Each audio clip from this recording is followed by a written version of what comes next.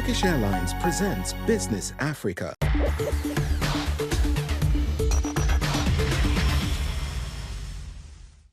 Hello and a warm welcome to this edition of Business Africa. I'm your host, Afolake Oinloye. The top stories this week. In Ghana, as a new administration takes office, the business community calls for fiscal discipline, job creation and price stability.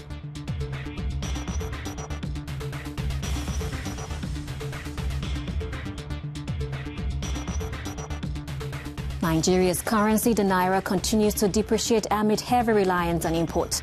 Experts propose a shift to local production to boost economic resilience.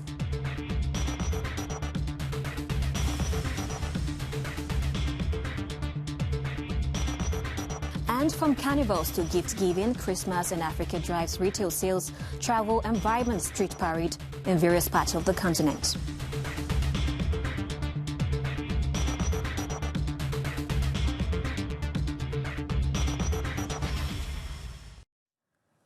As Ghana ushers a new administration, the business community is urging swift reforms to stabilize the economy. Their priorities include fiscal discipline, job creation, and exchange rate stability. Business leaders are also advocating for tax reforms, infrastructure investment, and policies to drive sustainable growth and affordable living for Ghanaians. Ghana's business community has laid out key expectations for the new administration as the country continues implementing its IMF-backed $3 billion recovery plan. Business owners and experts are particularly focused on debt sustainability, fiscal discipline, job creation, and currency stability as priorities to foster long-term economic growth. If we had some form of debt sustainability and fiscal discipline, to more or less have the public spending aligned with the revenue that the government makes, that will help us a lot. Currency stability, we're hoping that, the private sector, I know, is highly concerned with the exchange rate volatility. So I guess most businesses, we measure our success to stability. So we definitely want to stabilize the cedi against any other major foreign currency. Higher employment remains a major issue with the calls for meaningful job creation to drive economic growth. Business leaders stress the need for balanced infrastructure development under the IMF program to stimulate growth while adhering to fiscal limits. Trade groups have reiterated demands for tax reforms, including a simplified VAT system and the removal of burdensome levies like the COVID-19 health levy. Joining us from Ghana is Ama Jampo, philanthropic advisor.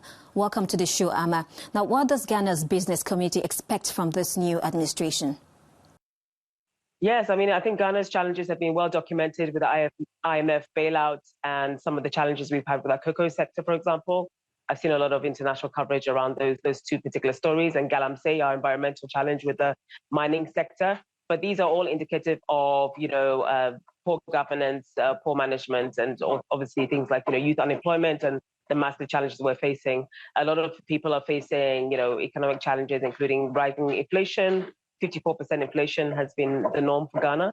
And so the cost of goods is a main challenge for a lot of people in terms of their disposable income to spend on services and goods. And so I think the business community really needs to see the new government get to work. It's been a race to the bottom for a very long time, and so we're hoping to have a bit of a major reversal of that, and have a race to the top where we can perform across key metrics like, the foreign exchange issue, inflation issues, cost of goods and services, power, production, cost of production, taxation, and all of these other things that affect businesses on the day-to-day level. Now, what are the key priorities for the private sector under the IMF-backed recovery plan? I think there have been a lot of challenges with the IMF. It's not the first time Ghana's gone to the IMF for a bailout. I think that there's a huge opportunity for the current president-elect to really grapple with some of the issues to help us to move away from, costly loans, loans that we keep going back for time and time again every single year.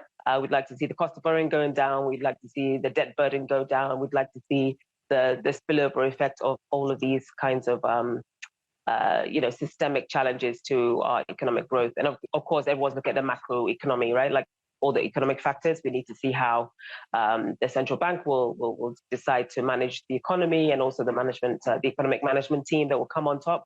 in January, on the 7th of January, when they're sworn in. I think everyone's expecting everyone to roll their sleeves up, get the most competent people in the right places to really grapple with some of our challenges at a root cause level. Like, we need to really analyze some of the maybe colonial hangovers that we're still struggling with, and look at the fundamentals of the economy in terms of productivity, leveraging programs like, the National Entrepreneurship and Innovation Program, grassroots economic development, women's economic development, and all the factors that we need to really get people to work, get them productive, getting them, earning more money for their pockets, and also enjoying, things like better exports, and just economic performance all around. I think that's really what we need to grapple with, the fundamentals of the economy. Now, could this new administration boost investors' confidence, especially in tech, agriculture, and creative industries? In the middle of all the, policy and regulatory frameworks that we have, we need to really make sure that investors feel confident to invest. We have more public-private partnerships, and we really deal with the fundamental challenges that the country has been facing head on, because the president-elect has a major opportunity. There's one term only to really turn things around in terms of his leadership. And so I think, with nothing to lose in that regard and really securing the place of his party, I think it's a huge opportunity for us to really get the kind of leadership that the country needs to make tough decisions right now, and then look forward to really unlocking a lot of opportunities in tech, in agriculture, in creative industries, telling our stories and narratives and creating jobs along the way. And also all the infrastructure and sort of, productive infrastructure that we need to actually boost these key sectors for job creation and decent jobs for everyone to have more money in their pockets. Thank you so much for your time. Thank you. Nigeria's naira traded at 1,700 to the dollar last week and could weaken to 2,000 by next year, according to Verif Africa. Experts link the decline to heavy import reliance and urge a shift to local production, warning it could harm businesses and worsen economic conditions. Okechukwu Ugu, who imports computers from the US, UK and China using the dollar, fears the naira's continuous depreciation against the dollar will harm his business. The speed at which you tend to sell product will definitely reduce, because a common man cannot really afford your product. Nigeria depends heavily on imports for various goods, spending over $45 billion last year, according to Statista. Experts say it's a major reason behind the naira's fall. Nigeria's Bureau of Statistics lists China as its top import trading partner, followed by India, the US, Belgium and the Netherlands. Experts urge reducing reliance on imports while boosting local production and exports to ease pressure on the naira. The only thing that the Nigerian government can do is to see that they reverse the trend. How? By making sure that the country becomes a producing nation. Because when we produce, we will sell and make a hard currency, which is dollar. They do have more inflow of dollar into the country.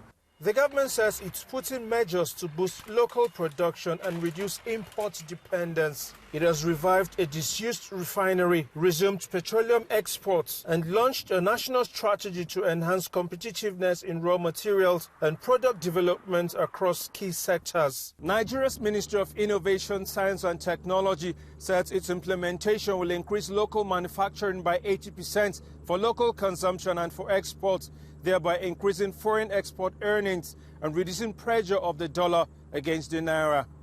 Tassim Akende, Africanews, Jos. In many parts of Africa, Christmas is more than a festive tradition. It's a major economic driver. Families, businesses and entire communities see a surge in spending fueled by travel, retail sales and colorful street celebrations. Let's take a look at this report. Christmas in Africa is celebrated with vibrant traditions including feasts, street parades and shopping sprees, all of which significantly drive economic activity. Reveals that families in countries like Cameroon, Rwanda, Uganda and Kenya spend over 100% of their monthly household income on the celebrations. In Nigeria, Christmas expenses soar to 196% of monthly income, with nearly 1/5 of annual earnings going towards holidays. Street carnivals like the famous Calabar Carnival in West Africa attract global tourists, creating jobs and driving local economies. Similarly, city dwellers travelling to rural areas to reconnect with family fuel businesses in villages, especially in Nigeria's southeast. It's a good time to come with the children just to have fun, and after the exams, it's almost break now, Christmas, so we're just here to have fun. From bustling markets to family gatherings, Christmas in Africa highlights the continent's resilience and its vibrant contribution to the economy.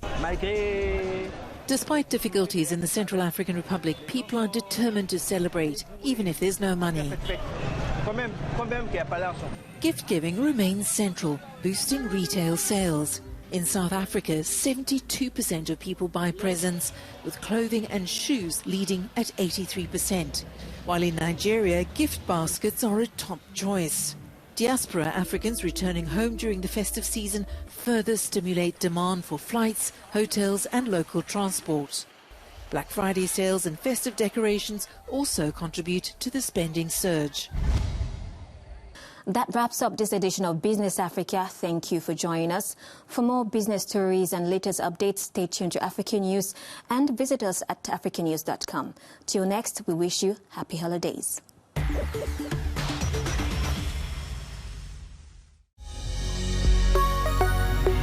Business Africa was presented by Turkish Airlines.